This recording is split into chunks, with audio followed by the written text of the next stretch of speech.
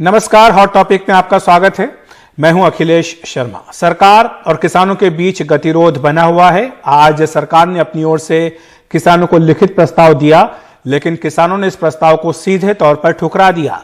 अब 2-2 कह दिया है कि सरकार जब तक इन कानूनों को रद्द नहीं करती, किसानों का आंदोलन जारी भी रहेगा और यह आंदोलन पहले से ज्यादा तेज भी होगा। किसानों ने यह भी ऐलान किया है कि 14 दिसंबर को पूरे देश में धरना प्रदर्शन किया जाएगा। इसके अलावा 12 दिसंबर को देश भर में टोल प्लाजा पर किसान धरना देंगे। इसी दिन दिल्ली जयपुर हाईवे जाम भी करने का ऐलान किया गया है। इसके साथ ही एक एक करके दिल्ली की सारी सड़कें जाम भी कर दी जाएंगी। कृषि मंत्रालय की ओर से किसानों को प्रस्ताव दिया गया था।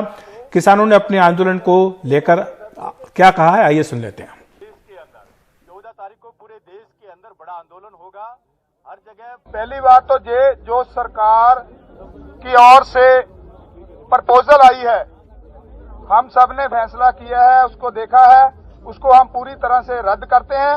अगर सरकार द्वारा कोई प्रपोजल भेजती है तो उसके बारे में विचार करेंगे। जियो के जो जितने भी प्रोडक्ट हैं पूरे देश में नेशनल लेवल पर जो मॉल्स है सभी का बाइकाट करेंगे। एक दिन का जिला हेडक्वार्टर पर मोर्चा लगेगा। 14 तारीख शुक्रवार को उनको घेरेंगे और वहां मोर्चा लगेगा। सोमवार को 14 तारीख को धरने लगाए जाएंगे। जो धरने नहीं लगाएंगे वो दिल्ली को कूच करेंगे। जयपुर दिल्ली हाईवे रोकने के लिए 12 तारीख तक फैसला कर लिया गया है। 12 तारीख तक उसको रोका जाएगा। अडानी अंबानी के जो प्रोटेक्ट है, जहां मॉल्स हैं, अदर मॉल्स हैं, टोल प्लाजा हैं, बीजेपी के जितने भी नुमाइंदे मंत्री हैं उनका घेराव होगा। उनका पूर्ण तौर से बाइकाट करेंगे पूरे देश में नेशनल लेवल पर। 12 तारीख को पूरे देश में एक दिन के लिए टोल प्लाजा फ्री कर दिए जाएंगे।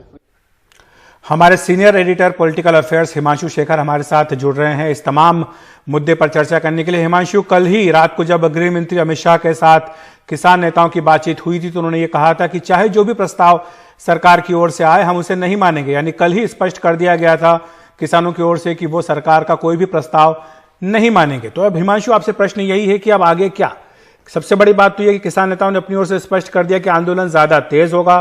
क्या क्या वो करने जा रहे हैं इसका पूरा खाका उन्होंने सामने रख दिया है। यानी उनके तेवर ज्यादा तीखे हो रहे हैं। लेकिन क्या अब भी सरकार से कोई बातचीत की गुंजाइश छोड़ी गई है? देखिए, यही महत्वपूर्ण सवाल है, क्योंकि सरकार को अब पता है कि करीब 14 अक्टूबर को पहले दौर की बातचीत हुई थी कृषि सचिव और किसान संगठनों के बीच, और 14 अक्टूबर के बाद पिछले करीब 2 महीने में कम से कम 6 दौर की बातचीत किसानों के साथ भारत सरकार के सीधे तौर पर हो चुकी है। अमित शाह के स्तर पर भी बैठक हो चुकी है, और उसके बाद भी किसानों का इस तरह से सरकार के प्रस्ताव को ठुकराना, मुझे लगता है कि एक जो गतिरोध है वो निश्चित तौर पर बढ़ता जा रहा है, उसका जो दायरा है, और सरकार के लिए भी ये एक नई परिस्थिति है। आप सूत्रों ने हमें बताया है कि सरकार को उम्मीद नहीं थी कि इतनी जल्दी जो किसान संगठन है वो सरकार की तरफ से जो सोच समझकर बातचीत के जरिए जो संशोधन का प्रस्ताव किसान संगठनों के सामने रखा गया था उसको वो इतनी जल्दी खारिज करेंगे और अपना आंदोलन और विरोध प्रदर्शन तेज करने का एक रोड मैप देश के सामने पेश करेंगे। ये एक नई परिस्थिति है, एक नई चुनौती है सरकार के सामने। और ये जो बैठक हो रही है अमित शाह के घर पर, जहां पर मैं अभी हूं, कृषि मंत्री यहां पर हैं, और इसमें जो नए विकल्प हैं जिसका आपने भी जिक्र किया उस पर विचार चल रहा है। देखिए, 12 दिसंबर से आंदोलन तेज होगा, इसका ऐलान किसानों ने दिया है, और मुझे लगता है कि इसी में करीब 24 घंटे का वक्त भी है सरकार के लिए कि वो अपने स्टैंड पर एक बार फिर नए सिरे से पुनर्विचार करे, क्योंकि 12 तारीख से विरोध प्रदर्शन तेज होगा पूरे देश में, और सरकार के पास कल तक का समय है इस नई परिस्थिति से जो खड़ी हुई है किसान संगठनों द्वारा उसके लिखित प्रस्ताव को ठुकराने के बाद उससे निपटने के लिए एक नई रणनीति सरकार को बनानी होगी। सूत्रों ने हमें बताया है कि नए विकल्प हैं। किसान संगठनों को एक बार फिर से इंगेज करने के लिए उन विकल्पों पर विचार किया जा रहा है, लेकिन जो बीच का रास्ता निकालने का जो एक स्पेस था वो करीब 6 दौर की बातचीत, निगोशिएशन, बैक चैनल डिप्लोमेसी के बावजूद भी वो बीच का रास्ता निकलता नहीं दिख रहा है, और सरकार निश्चित तौर पर दबाव में है, बैकफुट पर आती नजर आ रही है, और बहुत सरकार के लिए मुश्किल हो सकता है अगर किसानों ने अपने आंदोलन को 12 तारीख से और ज़्यादा तेज किया। अखिलेश, शुक्रिया आपका हिमांशु इस तमाम जानकारी के लिए। और दिल्ली हरियाणा बॉर्डर पर पिछले 2 हफ्ते से किसान धरने पर बैठे हैं। वहां एक किसान की मौत भी हो गई है। वो सर्द रात में ट्रॉली के नीचे सड़क पर सोए हुए थे। ठंड लगने के कारण 32 साल के इस किसान की मौत हुई है।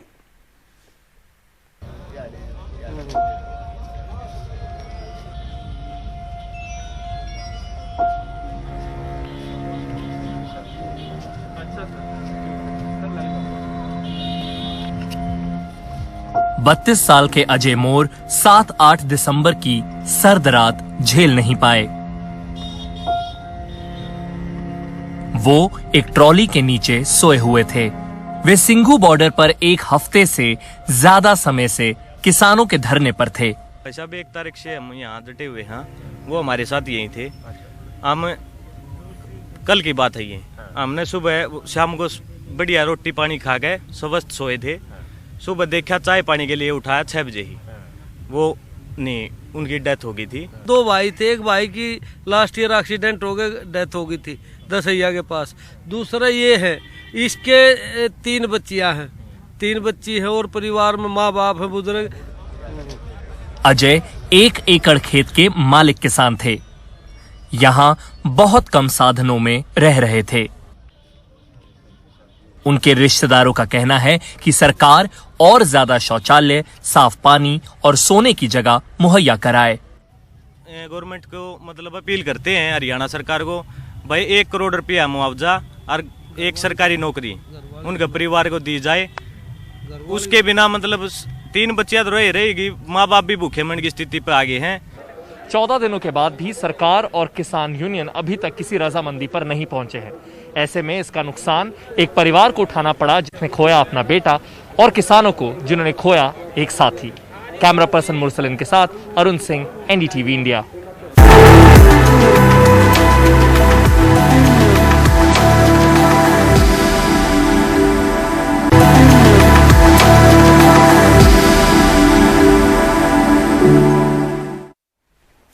कोरोना वैक्सीन के इमरजेंसी इस्तेमाल पर अभी फिलहाल फैसला नहीं किया गया है। सीरम इंस्टीट्यूट और भारत बायोटेक ने इसके लिए आवेदन किया था। यह आवेदन आज एक्सपर्ट कमेटी के सामने आए थे, जिस पर उसने मंजूरी अपनी नहीं दी है। कंपनियों से और डेटा मांगा गया है। फाइजर के आवेदन पर आज विचार नहीं हुआ क्योंकि अमेरिकी एक्सपर्ट नहीं आए। इस मामले में drugs controller general of India अंतिम फैसला करेंगे।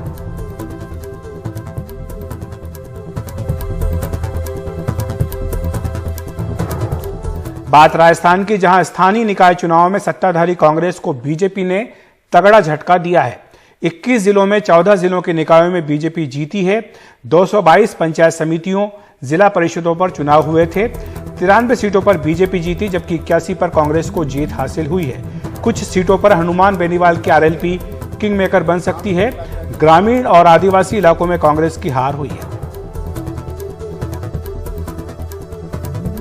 आइए सुनते हैं सूचना प्रसारण मंत्री प्रकाश जावड़ेकर ने इस पर क्या कहा है।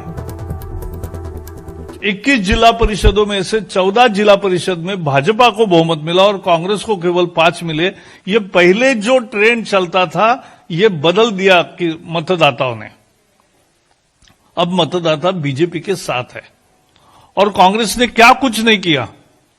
डिलिमिटेशन किया, पैसे का जोर किया, सब कुछ किया, लेकिन कांग्रेस की करारी हार हुई।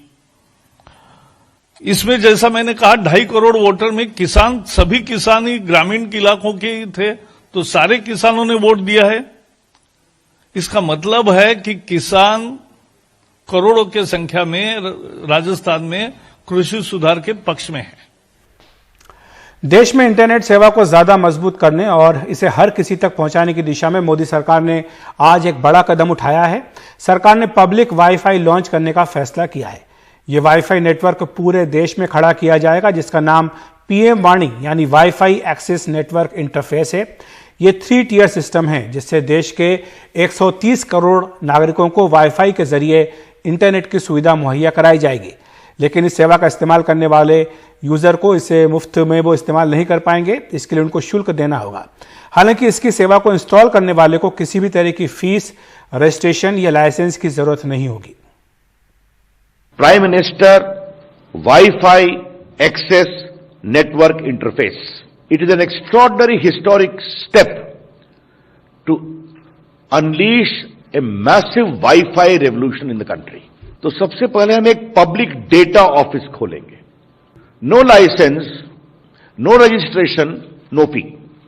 ये कोई परचून की दुकान हो सकती है, ये कोई चाय की दुकान हो सकती है, ये कोई छोटा सा कोई पब्लिक ऑफिस हो सकता है. तो ये जो हमारे पब्लिक डेटा ऑफिस हैं, जिसको कहेंगे पीडीओ, ये स्वयं भी इंटरनेट सर्विस प्रोवाइडर से या बाकी से ले सकते हैं इंटरनेट की सुविधा. और एक दूसरा है पब्लिक डेटा एग्रीगेटर.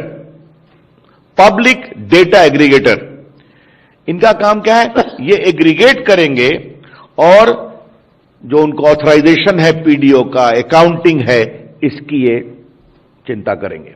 और तीसरा है ऐप प्रोवाइडर. ऐप प्रोवाइडर का काम क्या है कि आपको मालूम है कि भारत ऐप इकोनॉमी में दुनिया की नंबर 1 इकोनॉमी है. तो एक बार आपके पास हो गया तो आप भारत में कहीं भी किसी ऐप स्टोर से किसी पीडीओ से आप सीधा वाईफाई प्राप्त कर सकते हैं. सुशांत सिंह राजपूत ड्रग्स मामले की जांच कर रही नारकोटिक्स कंट्रोल ब्यूरो को एक बड़ी सफलता मिली है.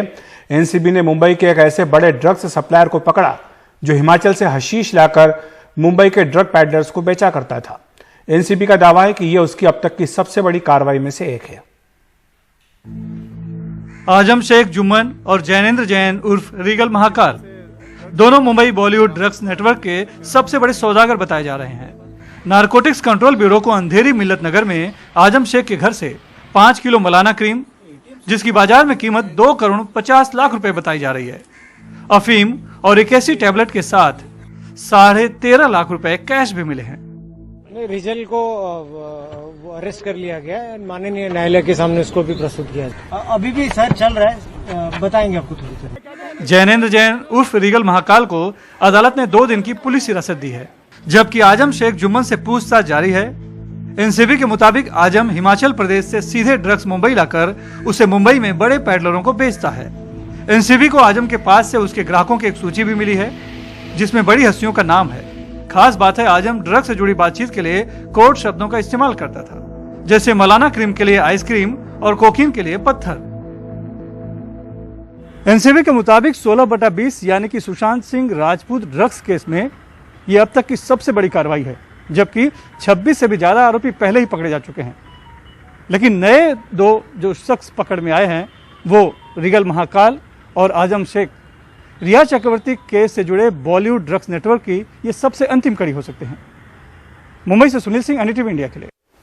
तो हॉट टॉपिक में इतना ही. देखते रहिए एनडीटीवी इंडिया.